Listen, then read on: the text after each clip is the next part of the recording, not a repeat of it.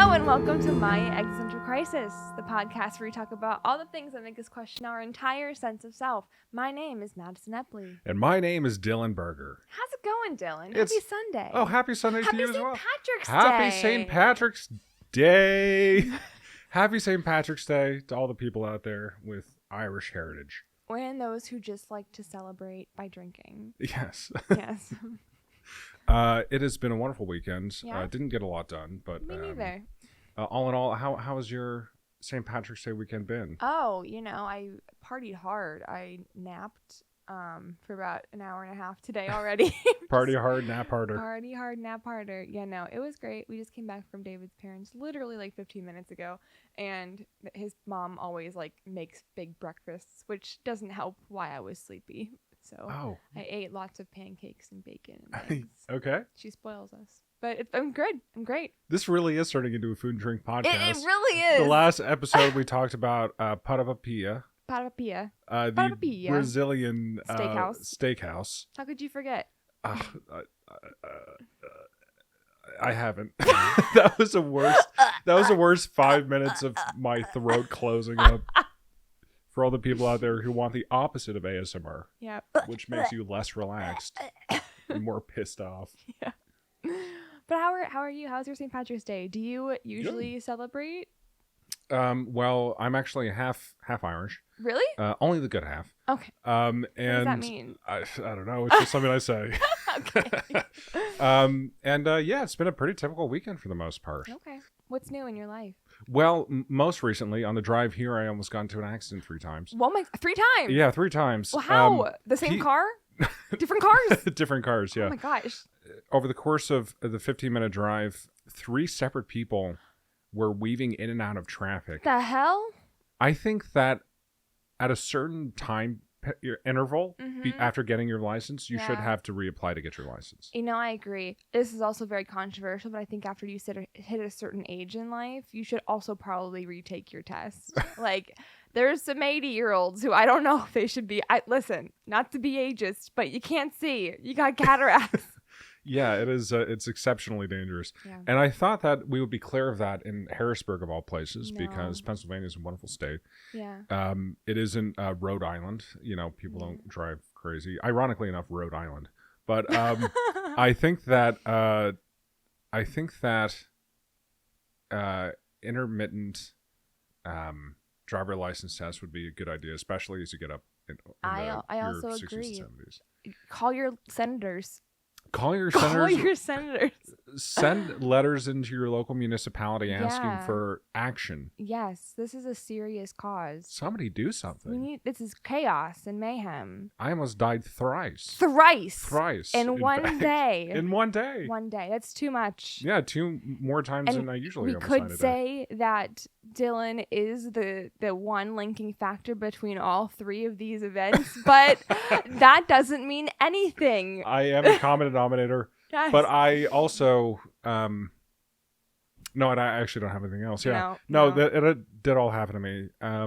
But how have you been? I've been great. I started taking ballet classes, very much adult beginner classes, which is what I need. The first time I was flailing around like a monkey, and the second time I felt more graceful. So. Wonderful. Yeah, it's really nice. I didn't think I would enjoy it as much as I am. Not that I didn't think I would enjoy it, but I very much like it. What inspired you to want to pursue ballet? I've always wanted to take ballet. I usually say I missed my calling as a ballerina. Anywhere that I have gone for an arts lesson or class, they've asked me if I'm a ballerina because I have a long neck and I'm tall and I'm lanky. And I say, no, I missed my calling. And they're like, oh, well, you have a dancer's body. And I'm like, thank you, I guess. It's always weird to hear that. Someone once told me that I have the legs of a dancer. Yeah? And I didn't know. I mean, I do love to dance, but so I guess they're onto something there. But it's always weird to get those kinds of compliments.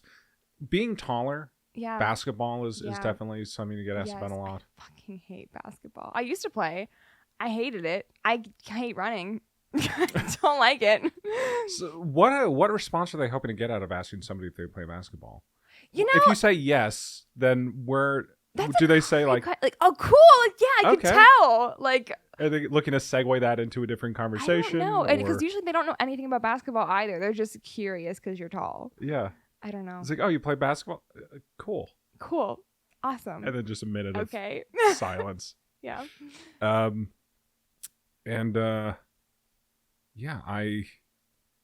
Anyway. Yeah. Ballet has been fun.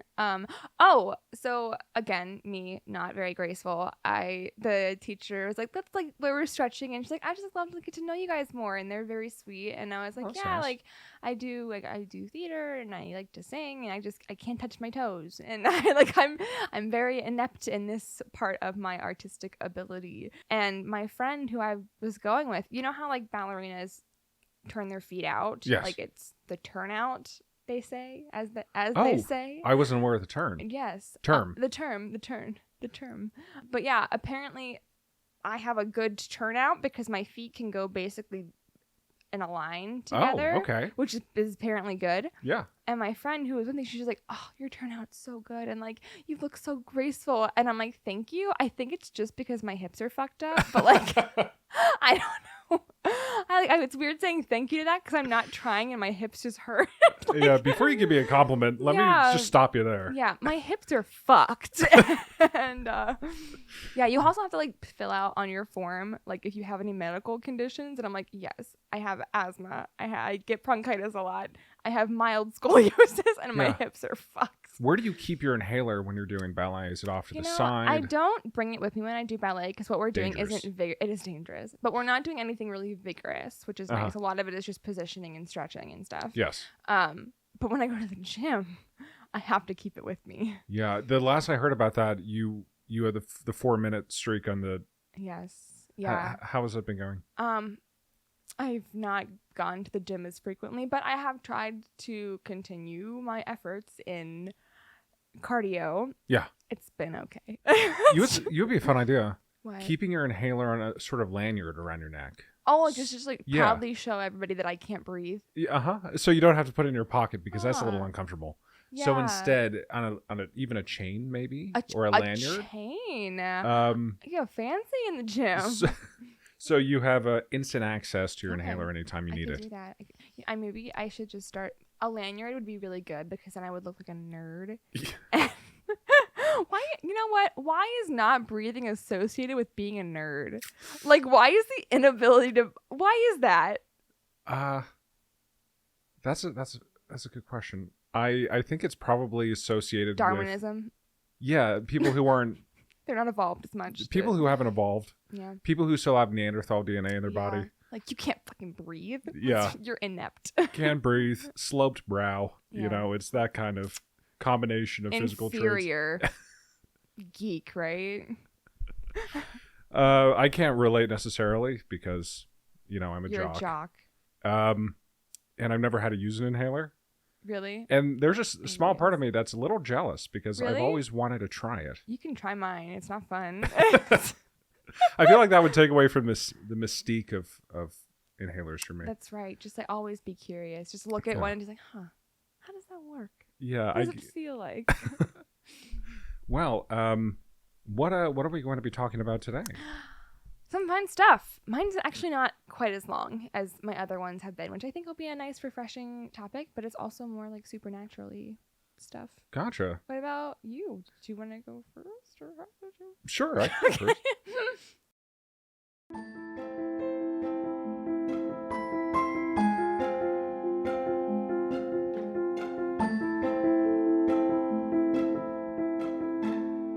So I was thinking a lot about what I wanted to do for this episode.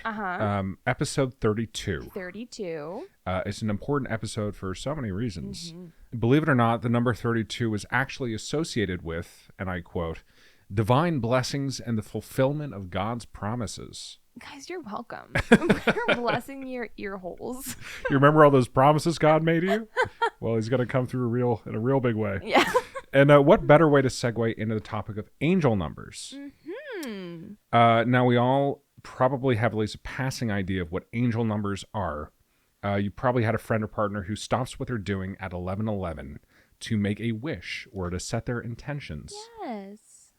Because the numbers 1111 actually represent an alignment with the divine guidance and support of your angels. Oh, wow. Okay. Why exactly? That's a good question. Yeah, why, Dylan? Well, the number 1 can represent a fresh start, a new beginning, the catalyst for a journey that will change the very fiber of who you are. A little dramatic, but inarguably correct. Inarguably. Yes, there's no argument there. You might be saying, what's scary or existential about angel numbers? Yes. Buddy, just you wait. Let's start with a basic take on what angel numbers really are. Angel numbers are essentially a series of numbers, usually 2 to 4 numbers long, that hold some kind of spiritual significance. The angels are trying to tell you something through numbers. Okay. A little something for the mathletes in the audience. Oh, not me. Not me either. But that aside, these angel numbers are signs that are meant to lead us in a certain direction or provide insight or basically give us some kind of revelation. If I sound a little skeptical, we'll get to that. But for a quick aside, Madison, do you know about angel numbers? Have you met anyone who's into these angel numbers? No, I feel like I learned about them like years ago, and I just don't remember. I don't recall. So this will be a fun learning experience. Is it always 111 or no? There are many different combinations. Oh, okay. Mm-hmm. Oh, I'm excited to learn then. So it's pretty common in spirituality to recognize and respect these angel numbers. Whether that's for good or ill really comes down to the person. Oh. If you dip your toes, that's fine. I think it's important to have a little magic in your life, for sure. But it can easily get out of hand. Oh. Before we get to that, though, let's get into where angel numbers came from. Yay. So a number serving as a mystical symbol dates back a very, very long time. Okay. The concept of numerology goes as far back as the 6th century BC. Numerology being the practice of drawing meaning from different numbers and combinations of numbers as well as letters and symbols. Okay.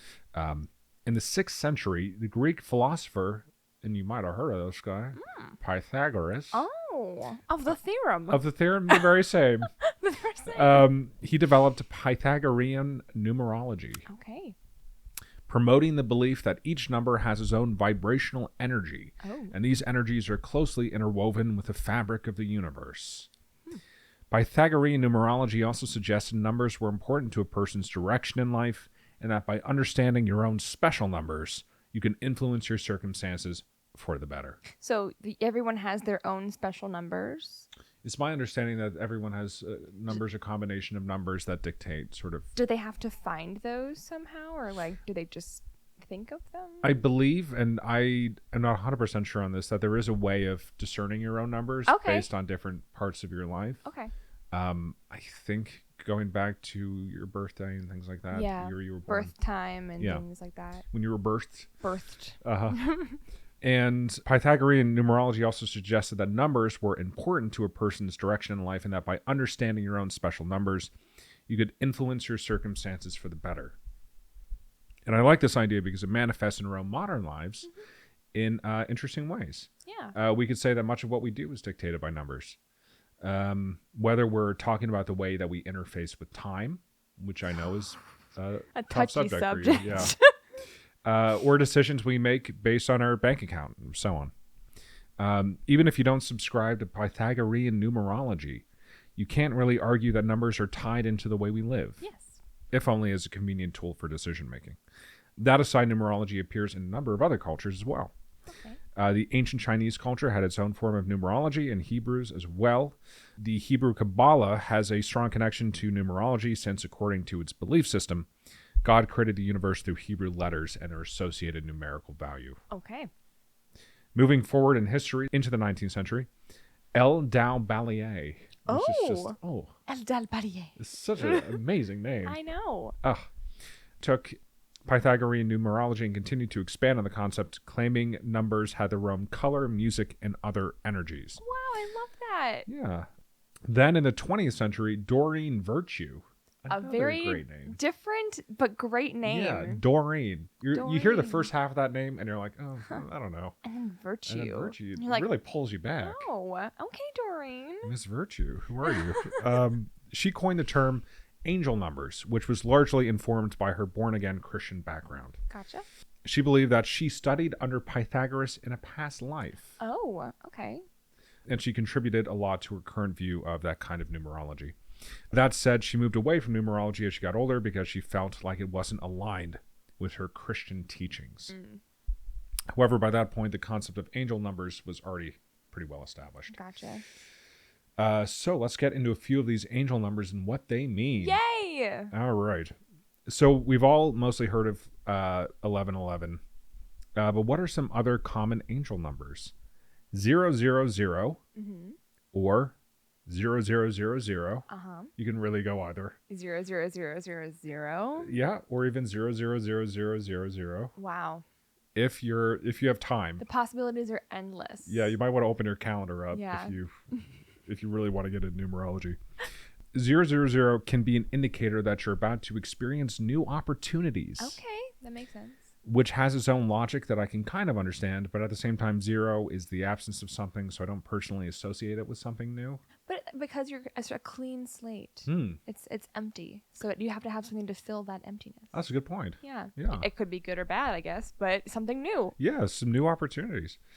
222, and I'm just gonna give 3 numbers because there's so many. You could do 3 or 4 twos. I don't think it really makes a difference. No, I don't think so. Okay, I'm sorry to interrupt. When they're like these angel numbers, do they just appear? Like, how do you? That's a good question. Are you gonna get to that? We are. Okay, sorry. Keep going. Keep going. Cool. So 222 can mean that someone in either the physical or spiritual realms is helping you where you need to go. Okay.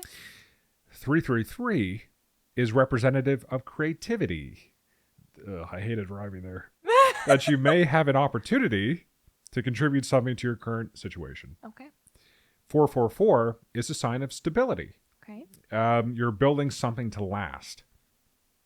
1212 is interesting. It's a message that you've worked hard and made progress, but you still have a ways to go. Wow.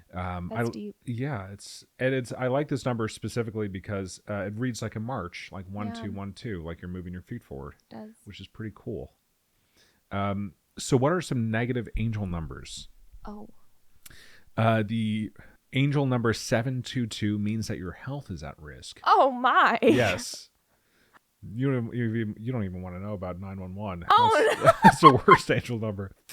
The number 7316 means that you're working too hard to your own detriment. Okay. The number 8528 means that you're putting others aside to focus on your hobbies and that you should be less preoccupied with money. Okay. That's a lot. And 80085 is a sign that you have a TI-84 calculator and a great sense of humor. I was going to say. Now we're getting to the strange stuff. Most people who believe in the concept of angel numbers agree that they can appear anywhere without any warning. Okay. So like you asked, they can show up on your microwave, addresses, phone numbers, even receipts and license plates. Okay. Obviously, it can be easy to get carried away with this kind of thinking. Yeah. Have you seen Nathan Fielder's show, The Rehearsal? No. It was very good. What is it? It's a very surreal comedy. I wouldn't even call it a comedy show. No, maybe. A dramedy? It's like a surreal reality show. Okay. Where he tries to help people by scripting out their entire life. I would love that. Yeah. And that's right up my alley. Really? Yeah, I just love weird shit like that. Yeah, it's fantastic. Like surrealist, like not goofy, but like just like strange, offbeat things. Yeah, it's a fantastic show. In the first episode, actually, there's a guy who's been with a trivia group for years. And early into knowing them, he said that he had a PhD when in fact he never got a PhD. So he wanted to break the news to one of his best friends in this trivia group and come clean about it. So Nathan Fielder, who's the creator of the show, created an entire like 1-for-1 replica copy of the bar that he did trivia at inside of a warehouse. Oh my gosh. So we could run through all the different scenarios. Yeah. That's so cool. And it's incredible. I would love in that. the weirdest way. Yeah. But yeah, In one of the episodes, there's a guy who's obsessed with angel numbers. Mm-hmm. In the time he's on screen, he mentions them like over a dozen times. Really? He gets into a fight with his roommate. It's a great episode. Oh. But it really shows you how obsessed a person can get with the idea of synchronicity, Mm-hmm. which is basically a divinely orchestrated coincidence that's meant to deliver you a message. And this is where things get a little dangerous. Yeah. Because through our own influence perspective, we can see anything as a synchronicity. We can get lost in the sauce, so to speak. Yeah. And believe me, I'm all for the sauce. I love the I sauce. make a damn good sauce, Dylan. What kind of sauce is it? Any kind of sauce you want. Any kind? I can make a red sauce. Well, David will make the red sauce. You're the boss. You're the like boss to make- sauce? Sauce of boss? I'm the boss. Boss of sauce? The sauce boss. I'm the sauce boss. I like to make a good Alfredo. Okay. A good. You can't see it right now, but the hand gesture is really The very emphasizing. Yes. The Italian. What is this called? Like Like the Italian hand nod. the very strong upward pinch. Yes, that's very strong upward pinch. Yes. Uh-huh. Indeed. Goodness gracious. There is a proverb, though. Oh. An ancient proverb that I think we should all live by. Okay. Without sauce, a man is lost, but that same man can get lost in the sauce. Damn, that's deep. And it's true. That's deep as It's hell. very true. When someone gets lost in the sauce, when they obsess over synchronicities, they can cause harm to themselves and others. In psychology, there's a term called ideas of reference, which is basically referring to the belief that unimportant stimuli like gestures, looks, comments, and even numbers are directed toward oneself. Wait. Unimportant stimuli such as looks. Yeah, gestures, looks, comments. I wouldn't call those unimportant stimuli though. Well, it's taking like a look that somebody might like glance at you in a mall, and then you internalize that. I see. You internalize it. You Just interpret sounds it like healthy. anxiety. Yeah, it's like a very specific kind of paranoia. Okay, I see. Okay. This is where we start to get a little lost in the sauce with this kind of thing, because someone suffering from mental illness might be more prone to ideas of reference. Yeah. And the concept of angel numbers can feed into that in an unhealthy way. As I mentioned earlier, it's important to have a little magic in your life, but interpreting a series of numbers as a spiritual message can feed into delusion, compounded by the facts that there are numbers literally everywhere. Ideas of reference can turn into what's called delusions of reference, where the person suffering changes their behavior based on mistaken beliefs. Okay. And obsessive number hunting can lead to irrational decision making. So, to give you an idea of how weird and wacky things can get, Okay. we have another story that comes from Reddit Okay. as well. Reliable source. Always. Where a teenager was upset with her mom. Okay. Apparently, the mom, this is moving more away from angel numbers, more toward numerology. Apparently, the mom was forcing her to change her name because of numerology. That's wild as hell. And this is all speculative because, like you said, Reddit is not the most reliable source. I believe it, though. People are wild in their thinking. Yeah. And, I don't know, man. That's wild. Yeah.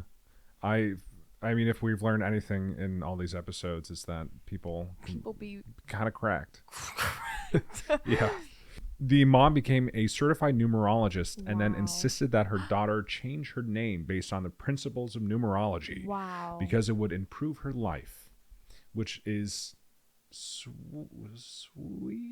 Sweet? Question mark? You're caring. Which is thoughtful. Thoughtful. So, as explained by the Reddit poster, she's taken a few classes and is now a certified numerologist. Now she's making everyone in my family wear random bracelets, wear specific colors and such to balance our chakras and bring in good vibrations. Wow. I didn't have a problem with it because it wasn't that big a deal. But now she's making me change my name and personality so that it fits her idea of what a good person should be according to numerology. That's wild. Which is... That's a big sheesh. Now, I'm not saying that angel numbers are inherently dangerous. Most people treat them as a novel, fun little idea, and that's it. But it's important to also recognize that people with atypical ways of processing things can latch onto and have latched onto the idea of hidden messages and meanings. Yeah. And ideas of reference can turn into delusions of reference. Yeah. So... It's a thin line. It is, certainly. A thin line of having fun and then when are you taking it too seriously? And Yeah. You need to. I don't understand people who think in that way, but I can sympathize for them. And I you know what? I take that back. I can understand how they think because I don't want to go too deep in here. But like even for me and like talking about religion and like seeing people like blindly trust and believe in certain aspects of a religion. Like look at cult members, look at anything like that. Like you can see how easily it starts off simple and then just builds. Yeah. So yeah, I don't know. Just talking out. Go ahead. Going off some of the examples that we just talked about, letting a random sequence of numbers dictate your thoughts and choices can really bum out the people around you. Yeah. If anything, just bum us all out. Yeah. So, like I mentioned earlier, whether angel numbers are a positive or negative influence really comes down to the person and how they choose to interpret these kinds of signs. Ultimately, it's important to keep your eye on the sauce. A little sauce is good, and like everything else, it's about restraint. You don't want to make your home in the sauce. It's true. Or maybe Pythagoras was more right than he knew. And there's an angelic divine power that's communicating with us through license plates and microwaves. Damn. I honestly can't say. He didn't know that those were existing things, though, which is even crazier. Yeah. Very true. He could never imagine a microwave. If you try to explain Pythagoras what a microwave was, and I have tried, his brain would explode. Honestly. Well, thank you, Dylan. That was really interesting. I Absolutely. That. Thank you. Hi, guys. Editing Madison here. Because we're trash, we forgot our sources. So here are Dylan's. How Stuff Works, Tiny Rituals, Horoscope, Jewish Life, Allure, Cosmo, the National Institute of Health, Very Well Mind, In the Know, Svana Design, and of course, Reddit.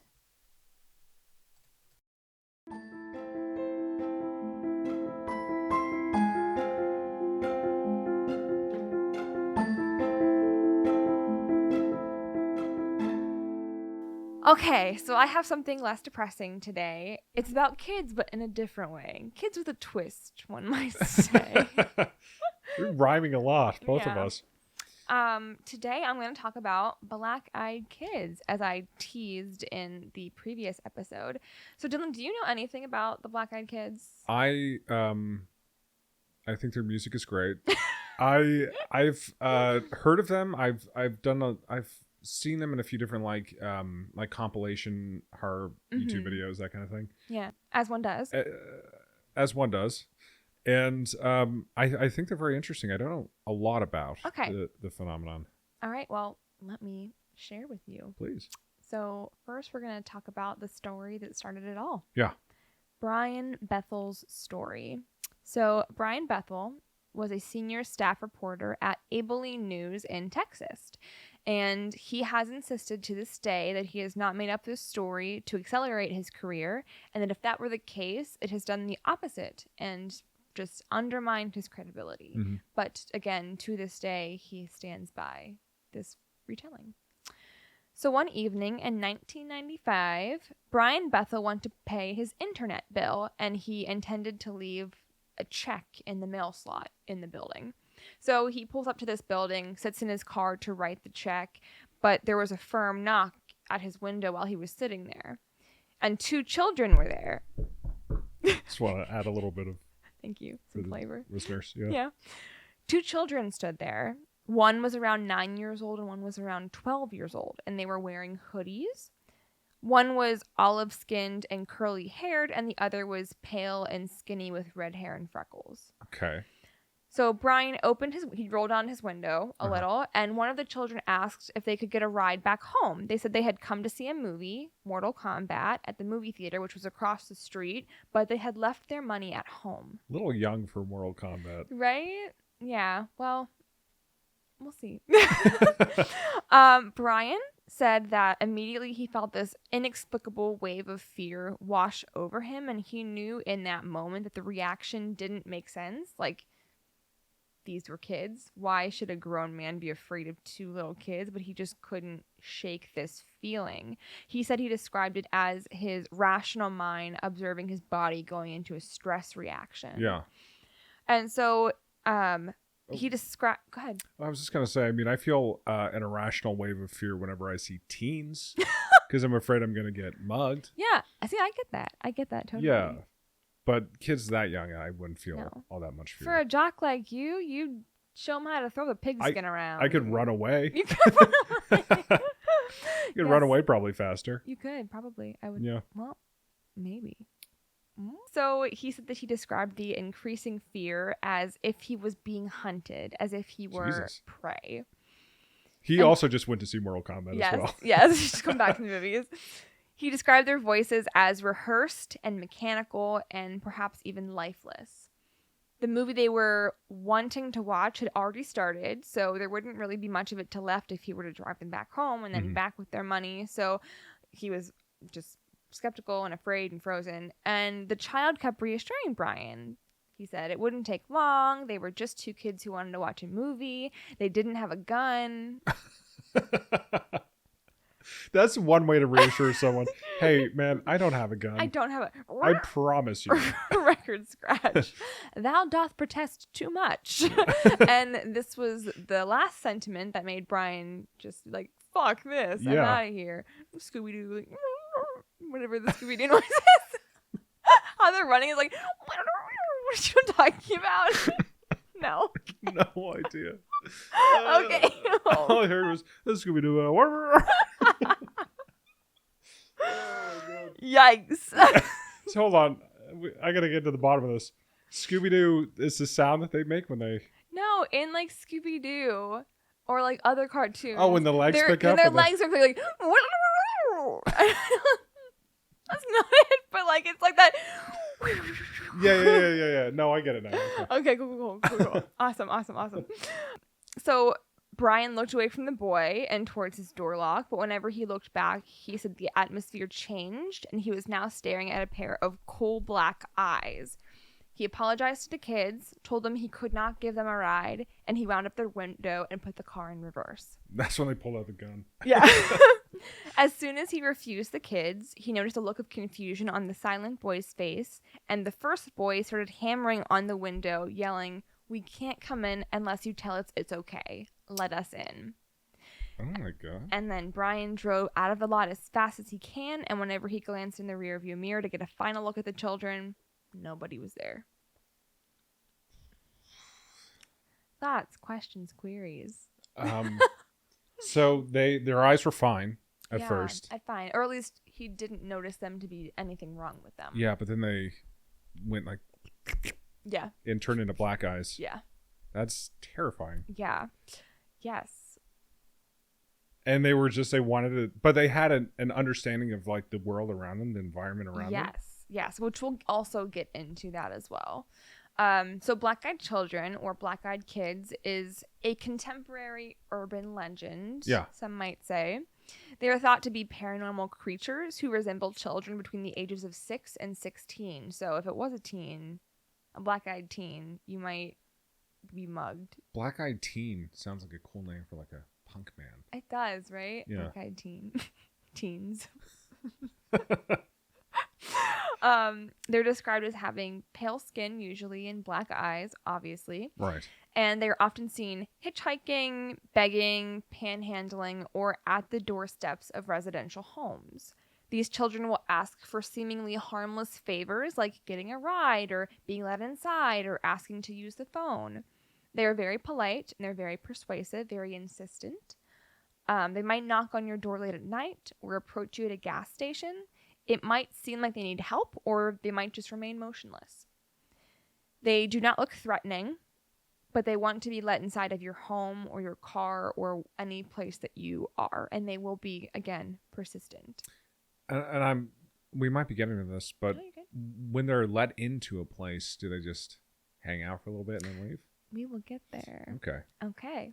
People have described opening their door against their own will after they were asked by the Black-Eyed Kids, as if they weren't really controlling it, like in a trance-like state. In all instances, the people who have encountered these beings have described an intense fear and dread. Some have described even being in the near catatonic hypnotic state when they look into their black eyes, which, again, potentially might be why they're opening the door for them, without thinking of it. Some describe their outfits to be outdated, like they're trying to mimic the modern times, but just not quite there, or like a young Sheldon type. Yeah, with a bow tie, something like that, or that they're described as wearing all black or hoodies to mask their eyes, so you can't see them. These are aliens. That is 100%. That is one of the theories. Okay. 100%, yes. So they are described as speaking not quite right, like they speak English, or like they speak your language, but what they're saying is just a little off. And not quite acting the way that we think children should. There's just like something off about them. Yeah. It's just 3 aliens in a trench coat. Yeah, right? And in rare instances, people have described them as having talons for feet or other demonic attributes. Okay. These are less common, but you know. I mean, I have talons for feet, but yeah, me too. Because I don't clip my nails. That's why I have a good turnout in ballet. I've got the talons. Is this? Yeah. Am I meant for this stage? Obviously not. Well, you're not standing, so that probably doesn't help. Yeah. You can't see it, but Dylan is sitting down and trying to turn his feet out like a ballerina, like a pretty ballerina. Bergalina. Hold on. Bergalina. Oh, he's standing. The giant man is standing and turning his feet out. Look at that. Can you stand your feet up the whole straight? Oh, I just felt something pull. Well, please my glute. Please don't injure yourself. Just pulled my glute. Oh, it kills. Dylan is not a ballerina. All right, I'm sitting back confirmed. Down. So these tabloid coverages of these children have dated back to the 80s, but it wasn't until Brian Bethel's story in 1996 that it became more popularized. And Bethel actually appeared on an episode of Monsters and Mysteries in America in 2012 and has, again, claimed to this day that his story is legitimate. Sightings have been taken seriously by ghost hunters and paranormal investigators, some of whom believe the black-eyed children are extraterrestrials, demons, vampires, or ghosts. Though, for me, aliens are like the strongest of those theories for me. And those who do believe that they're aliens think that they're just trying to mimic like what they see in us, but it's just not quite aligning right. That sounds like it makes the most sense, right? Especially with the stature of most. I mean, not all aliens, but the idea of grays. Yeah, I think a little bit smaller and more pale. And with the black eyes as well. Mm-hmm. Yeah. So, for example, the outdated clothing, they might be trying to blend in with what they think is normal and what they think they've seen. But, the time's moving fast. As they say, the time's moving fast. The time's moving fast. You heard it here first. Oh, gosh. What the hell's wrong with me? So they try to blend in with what they've seen. Yeah. I mean, I've been doing that my whole life. Maybe they're watching like old Brady Bunch films. I don't know. Films, shows, reruns. I haven't seen the Brady Bunch ever. The Dick Van Dyke Show. That's a good one. Oh. Don't worry about it. Are you a black-eyed child? Is this... Because that seems like very dated. I will say my pupils are very large. People have asked me multiple times, like literally all my life, starting in middle school, they asked me if I was on drugs. And I'm this straight edge, straight A student with like braids in her hair and like her little just high on Molly iCarly backpack. Like, no, me a drug? Absolutely not. And like all through, like whenever I was working at Red Lobster, like frequently I would have a coworker who would look at me and be like, "Are you on drugs? Your eyes are crazy." You were the only employee at Red Lobster who wasn't on drugs. Yeah, it's true. It's very true. It's true. I was a black-eyed kid. That's why I didn't need drugs. It's all the Adderall. Yeah. Yeah. But yeah. So people who have also described these encounters with black-eyed kids have described having insomnia or agoraphobia after. Oh. Yes, and some consequences. Witnesses who have let the black-eyed kids inside their house or car have spoken of a variety of ill-mannered consequences. For instance, severe illness. After letting black-eyed kids inside, victims frequently experience mysterious and incapacitating bodily illnesses like intense migraines or nosebleeds. Cancer has been reported. Paranormal activity. A lot of people have noticed an increase in strange paranormal activities such as apparitions, objects moving on their own, strange noises, and like other things in their home. It was probably the infrasound from a alien spacecraft nearby. Possibly, yeah. And the last... Sorry, I'm really starting to sound like a fucking crazy person. No, I love it. That's what we're here for. It's definitely the infrasound, yeah. Yeah, definitely the infrasound, for sure, 100%. Please, continue. And the last one, which I'm very attuned to, psychological distress. Yes, following such interactions, witnesses frequently continue to suffer from emotional and psychological trauma, which can include extreme anxiety and sleeplessness. Okay, so... just before we go into some encounters, here are some expert opinions and skepticism. Okay. Here for the other edge of the spectrum. The first is psychological factors. Some specialists argue that these psychological issues are responsible for the extreme anxiety and dread that black-eyed kids experience. That the people who experience black-eyed kids experience. Sorry. And these interactions might be influenced by the power of suggestion and just human propensity to believe what they fear. Okay, yeah. The next is sleep paralysis, as you've talked about kind of in the... what is the word? Astral projection? Thank you. Astral projection. Like, potentially there are hallucinations, or like if you're in this other state of consciousness, perhaps you are seeing things that aren't there or hearing things that aren't there. And then that insomnia and paranoia that could come with it if you're having a night terror, that could potentially be black-eyed kids encounter that people think of. It's hard to explain to a medical professional. It is hard to explain. I see 2 kids and they're like, just get some more sleep. Take some pills. Hoaxes and misidentifications. Additionally, detractors point out that a lot of accounts of interactions with black-eyed kids are unsupported by hard data and could be fabrications or misidentifications of just regular common kids. And sometimes the dread and anxiety that accompany these interactions can result in incorrect or exaggerated accounts. Okay. So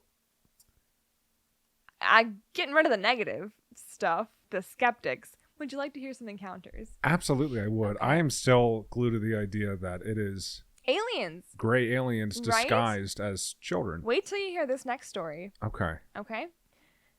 So in a snowy Vermont town, an elderly couple heard the sound of 3 knocks at their door. The wife opened it and she saw snowy footprints leading to the woods behind her house. And there were 2 children there, a boy and a girl. And one of the kids said, "Parents will be here soon. May we come in?" Oh, that's like the last thing I would want to hear. Right? Parents will be here soon. May we come in? Oh. Yeah. Neither of them would make eye contact with the wife. And initially, the wife was hesitant, but after a while, she let the children come inside. The kids settled on the couch while the wife was making some hot chocolate or some hot tea or something. And the husband was trying to ask them questions like, "Where'd you come from? Are you okay? Are you safe? Where are your parents?" But the children remained silent, and the questions went unanswered. The wife returned and noticed that their cat was very scared of the children and growling at them. Then one of the children asked, "May we please use the restroom?" The wife looked at the kids, and she finally saw their eyes and described them as black as a starless universe. So that's quite poetic. I know, right? Against her better judgment, she directed them to the bathroom and returned to her husband, who was covering his hand with his face with his hand. They just like destroy the bathroom. Yeah. Just demolish it. So it was as black as a starless universe in there. Black as a starless universe. So the husband was covering his face with his hands, and the wife says, "Did you see their eyes?" And her husband showed his wife his hands were full of blood because he had this nosebleed that just wouldn't stop running. Oh. And the power suddenly went out in the house, and then they were in pitch black. The wife went to the restroom to reach the children, but was stopped when she heard the children at the end of the hall say, "Our parents are here." Oh my God. This is like a episode of a TV show. Right? It's like the narrative of this story is very... Right? Okay, so please continue. What happened? So the children exited the house, leaving the door wide open, which, like, rude. It's cold. Mm-hmm. And then the wife noticed 2 tall men at the end of the driveway and described them as tall and slender. And she waved politely, but was not met with the same gesture. And then the 2 men and children drove away in a car. I mean, at the very least, it seems like the aliens are queer friendly, so I'm here for that. But the power came back on shortly after the kids left. And throughout the next week, weird things started happening around the house. 3 out of the 4 cats went missing, and the 4th was found dead in a pool of its own blood. Oh my God. Sorry. And the husband continued to get regular nosebleeds, and they finally went to the doctor, and he was diagnosed with a very aggressive form of skin cancer. The wife was also having some medical conditions after this occurrence, and some people believe that this is due to, like, the radioactivity or something, if they're aliens coming from another place. But that's the first story. So what was the purpose of them entering the house, do you think? So from what I understand, for black-eyed kids, one of the reasons people think that they're, like, vampires is because they can't seem to come in unless they're invited. So, and that's kind of whenever they wreak their havoc on you. I know, like, in some alien theories, people who have experienced repeat alien encounters will recall that, like, they'll mark you or they'll do something so that they know where to come back to. Things like that. And there have been examples of that with these occurrences as well, either places that have been marked or places that's one of the thoughts of why there's recurring activity afterwards, is because they're coming back to, like... Gosh, they marked the bathroom and then left. Yeah, they mark it with a Sharpie. Like, we were here. Black-eyed kids were here. I've heard about a few of these, like, sort of instances, but it's interesting to think about, like, the rationale behind a series of completely innocuous and random things that these people do. So they go into the house, they go to the bathroom, lights go out, they leave, and they're picked up by their quote-unquote parents. Yes. Could be the Men in Black kind of situation. Be. Yeah. And then this elderly couple just suffers from terrible health issues. Yeah. For where the children just sent to, like, surveil. Maybe to, like... that sort of area or what? Well, again, going back to the alien theory, some people who are abducted don't know that they are abducted. So perhaps something is happening with the couple, either they're being watched or, like, tested in some way or something like that without them knowing, and they're just, like, marking who they're going, like, a controlled experiment, if you will. Gotcha. Yeah. Maybe the aliens abducted that couple and then implanted false memories for that amount of time. That's possible. Maybe their goal is to try to assimilate with a family, and then they're just never successful because they have black eyes. Yeah, that will do it. Yeah. It's hard to get adopted as a kid when your eyes are pitch black. Yeah, kind of. Pretty terrifying. Yeah. But please continue. That's awesome. I have a couple more stories here. They'll be quick. So this next one is the Cannock Chase. That's a place in the UK, and a paranormal investigator named Lee Brickley was conducting interviews in the UK for black-eyed children encounters, and he recalls an account of a mother picnicking in the area with her daughter. The 2 heard a call for help, so naturally they went towards the sound to see if they could help whatever this person was. They couldn't find anybody, but for some reason the mother felt compelled to turn around. And when she did, there was a little girl around 10 years old who was standing on the path behind her with both hands covering her eyes. The woman asked if she was all right and if she was the one screaming for help. And then the girl just slowly lowered her hands to her sides, revealed her black eyes. The woman stepped away, quickly grabbed her daughter and bolted, but whenever she turned back to look, there was nobody there. And for this one, I'm throwing in another theory into the ring here. Okay. because there was a tragic instance where 3 local girls were killed way back in the 60s. And so sightings of these children are thought to be their ghosts. They've been seen in pubs and other places. So, like, we don't quite know what is what in that area. Gotcha. It could always be both ghosts and aliens. Jorge and Los Dos. Yeah. They're teaming up together. Yeah. Okay. Yeah. So this next one is by anonymous source, and you'll soon find out why this source is anonymous. Oh, I'm ready. Yes. He recalls his encounter on a remote Utah road. He stopped to rest during a long drive when a boy and a girl seemingly arrived out of nowhere. He noted that they were wearing strange clothing and had old-fashioned bowl cuts.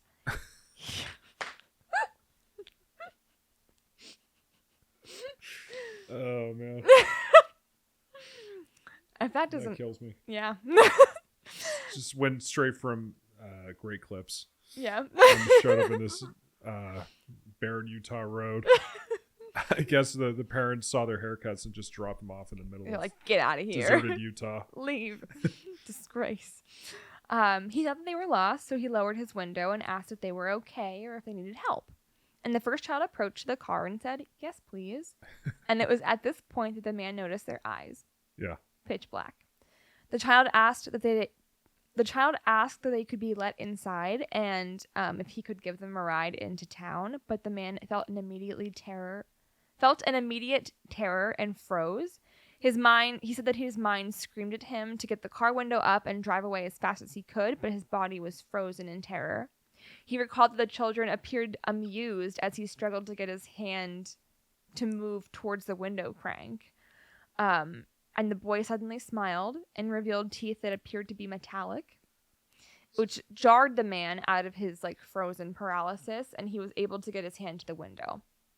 Before he could wind it up, the boy grabbed the man's sleeve. Shocked, the man shoved the kid from the car as hard as he could, and he recalled a look of surprise on the child's face. The man started the car, and in the short second it took for him to start it, the boy was now suddenly in front of the car. The man didn't hesitate and drove straight at the child. Hell yeah. The child thumped at the car, smacked it, but the man kept going. The child was hurled out of the way, thrown over the roof of the car, but when the man checked his rearview mirror, the child was upright and brushing himself off. This is cinematic. Right? Wow. Yeah. The metal grill threw me for a loop there. Yeah. But so the man escaped. The man escaped. Yes. And then he just drove off, and the kid just disappeared. Yeah. The kid didn't actually disappear. He just stood up and brushed himself off, he was. Which is fine. pretty badass. Badass. You got a metal grill. Bowl cut. Right. Does not have a gun. Yeah. All right. I've got 2 more for you. Actually, there's 3 more here. Damn it. Okay. 3 more if you're so inclined. Sure. The next one is a telegraph request. What? A telegraph request. Oh. So one night, a man was dozing in the spare bed, watching YouTube videos in his infant daughter's room. And he slept with her since his wife worked odd hours at the hospital just so that she could get a full night's sleep. And as he was dozing off, he heard a strange bump outside the house. Initially, the man thought nothing of it, believing it was just the cat, but then the thumps continued. The man checked the porch, but the cat was nowhere to be found. He then walked into the kitchen and found 2 figures loitering outside of his front door. They knocked on the door. Both boys were around 10 or 11 and gave off a pungent, moldy odor, which he described as making him almost vomit. Irritated and pissed off from people disturbing his family so late at night, he was ready to confront the kids. And when he opened the door, one of the boys asked, "May we use your telegraph?" Looking up at the man, to his horror, he realized that both boys had eyes that were completely black. And he said that there was no sound to be heard, no crickets chirping, no dogs barking, no cars driving by, nothing. It was just silent. And he said that he tried to play it cool and ignore the fact that the boy didn't say telephone or phone or cell because he's watching YouTube videos and they're asking for a telegraph. So he just says, "No, I don't have service at my house. Sorry," and shut the door. And as the man made his way back to his daughter's rooms, the boys thumped on the walls and the man recalled clutching his daughter to his chest as the boys incessantly knocked against the window. And it only stopped until his wife's alarm clock went off a couple hours later. That's terrifying. Right? Yeah. Oh, man. All right. The next one is a work encounter. Okay. In 2010, a man encountered two black-eyed teenagers, the teens. The teens. The mean teens. The mean teens. The mean teen team. Outside of his work. Yeah. It was an ordinary July night in Ohio, and he was in the middle of a night shift. He wanted to have a cigarette, so he went outside of the building and noticed two teenage boys across the street. As he smoked, he realized that the boys were just staring at him. And he was, a little cautious at this point, so he returned to the safety of his cubicle inside and tried to refocus on his work, only to see through the security cameras that the boys had appeared in front of his building, motioning for him to come outside. He was set up, so he went to the door, thinking about whether he should call the police or not. And as if... I think one of the bottles over here just cracked. Oh, okay. So they motion for him to come outside. Yes. And he goes up to the window and he's just like, just 1 minute. And then he runs out the back. Yeah.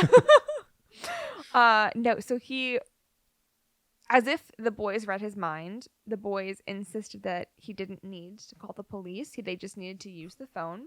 He refused. And then he watched in horror as one of the boys continued to stare up at the security camera while the other ventured to the back of the building, watching the camera as though they could see what he was doing. Yeah. On that point, are there videos of these black-eyed children? That's the thing. There's not. Not that I'm aware of. I don't think it was like a real-time camera that he was monitoring for like a night shift. I don't know if they were recorded or not. That's a great question, though. I have no idea. Because you think that there would be at least one. You'd hope, right? We talked about this last episode as well. Spontaneous human combustion. Yes. Yeah. But no. Maybe these things just happen so infrequently that it's uncommon to capture. But then again, everyone has a video camera in their pocket these days for the most part. Yeah, but if you're...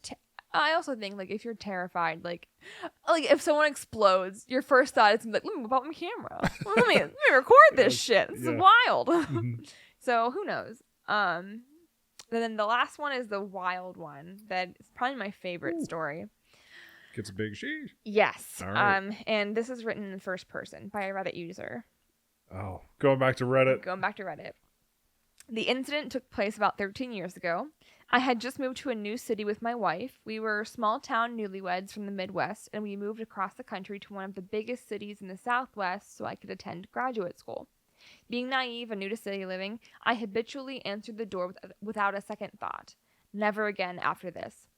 The first thing that should have tipped me off was the peculiarity of the situation was the fact that somebody was knocking at 6 a.m. The second thing that should have dawned on me is that this kid had to reach over a rather tall patio gate to unlatch and open it. The knock at the door was startling. My wife and I were getting ready for work, a pretty normal routine.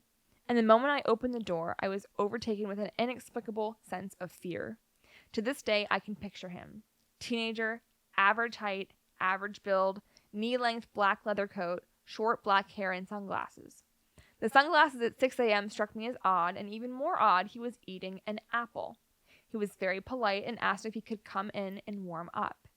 I said no, closed the door, and slid the security chain into place. A moment later, another knock. I opened the now chained door, and before I could speak, he asked again if he could come in and warm up. No, I replied, attempting to close the door. Before the door could shut, he put his hand out and stopped the door on its hinges. He looked directly into my eyes, still wearing his sunglasses, and said, "Can I at least get some ketchup for my apple?" Fuck that, I reply. Get the hell out of here. So he takes a moment, let this information sink in, lowers his glasses, and the boy reveals these black eyes and said, "No, you won't be calling anybody." And at that moment, the man forced the door closed, locked it, called out to his wife. She's scared shitless from hiding in the... Never mind. At that moment, I forced the lock closed, called out to my wife, all jacked up on adrenaline. I ripped the curtains back to look out the window next to the door, and he's gone. Absolutely no trace of him. I got to the patio and checked the gate, and it is still latched from the inside. Guy takes ketchup on his apple? That's the thing. I take mustard. That's... It's kind of weird.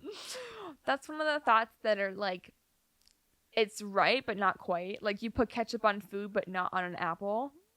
Well, I mean, people have done stranger things.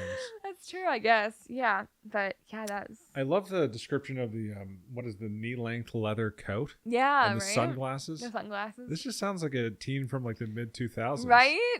Yeah. Right? Okay. But regardless of what you believe, there are hundreds of stories all across of the internet. There are books and movies and shows all over the world about black-eyed kid encounters. All right. Well, this is giving me a lot to think about. Yeah? I know in a past episode, one of the entities on the astral plane are black-eyed children. Really? Yeah. So somebody actually saw that as well on the astral plane. And I'm wondering if it isn't partially ghosts, partially aliens. Could maybe be. the ghosts of aliens or spirits of aliens. That's a great thought. Or but it wouldn't make sense for aliens spirits to be hidden under the guise of a human child. Yeah. That doesn't make any sense. Yeah. What do you think about these? I don't know. What's your theory? Mean, best case scenario, they're just normal kids with adults being mean to them, I guess. And like hitting them with cars. I mean, the kid had a bowl cut. Yeah, right? I would hit him with a car. Yeah. Worst case scenario, it is aliens wanting to inflict harm and research you. Yeah. What about you, Dylan? I am 100% on board with the aliens idea. I like that theory for this. That feels good to me. Yeah, it makes most sense. It makes sense. The unnatural behavior, the black eyes, the short stature. Yeah. And all of that just to maybe infiltrate like mundane everyday situations, families, does seem to kind of track when we're thinking about aliens. I agree. And even like the ghost theory, like you don't hear of ghosts. Like they've lived our lives. They would never ask to put ketchup on an apple or like telegraph. I could see that if they're like, what time is it? Let me use a telegraph. But the guy's like, oh, I thought I was the only one in the neighborhood who loves his telegraph. Yeah. Like he's big into telegraphs, just hoping that somebody shares his hobby. That's really sad. So sad. It's so sad. Yeah. Wow. Well, thank you very much for that, Madison. Yeah, of course. I wanted to make it more fun and not so sad. Yeah, that was great. Yeah. I'm also obviously trash, and I forgot my sources too, so here they are. TBS News, PBS, Medium, cryptidsfandom.com, Thought Catalog, and Reddit as well.